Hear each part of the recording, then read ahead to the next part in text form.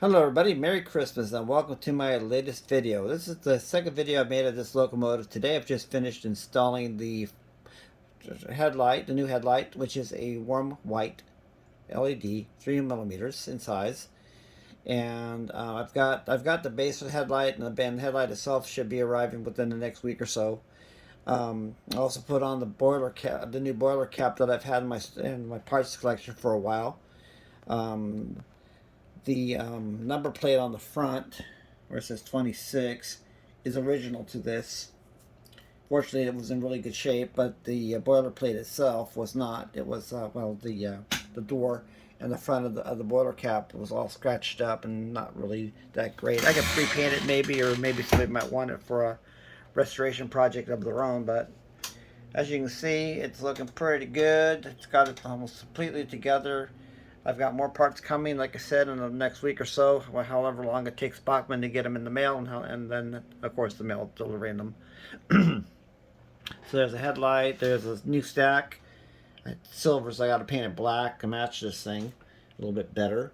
Um, there's also, let's see, a new sound card that I ordered before I realized I had another one in my parts collection. It's like, I found out last night, I was like, oops. Whatever. I'll have a spare. I'll still have a spare.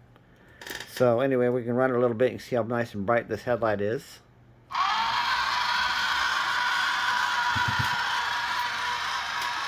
Okay, not too bad, huh? So go ahead and back it up. See, I've got it set so that the headlight doesn't come on when it's backing up. It only goes and lights up when it's going forward.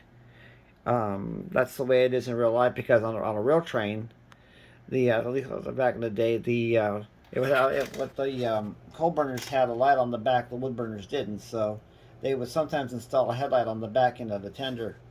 On this one, they didn't have one.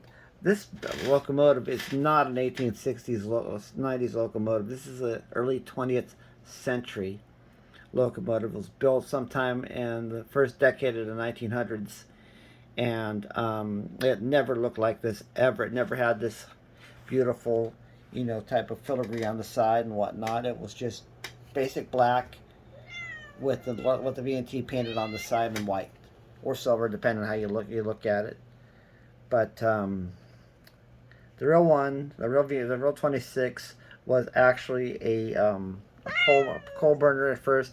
Never mind my cat, and then later on they converted it to burnt oil, and this was scheduled to be the last revenue train on the Virginia and Truckee Railroad back on May 23rd, 1950. Unfortunately, on that night, it is rumored that a rival engineer set fire to the engine house in Sparks, Nevada, and burned up the locomotive so that he could have his locomotive be the last train running the last revenue run, which was number 27, which still exists and is in Virginia City right now at the Comstock Historical Interpretation Center, whatever they call it up there. And they exchanged that out about a year and a half ago for the Dayton, which is another historic Virginia and Truckee locomotive of 440, which is almost as old as the Reno and the Enyo. So this is what she looks like. And I'll make another video when she's finished. And I just wanted to show you my progress on it. Got it a couple days ago and just been working on it off and on. And yeah, I think it's looking pretty good in spite of the fact it's kind of beat up. But yeah, what the heck.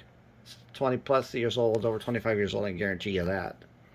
It's the older model of this, because there's two different models. There's this model here. They look the same. And unfortunately, that's just the way it is.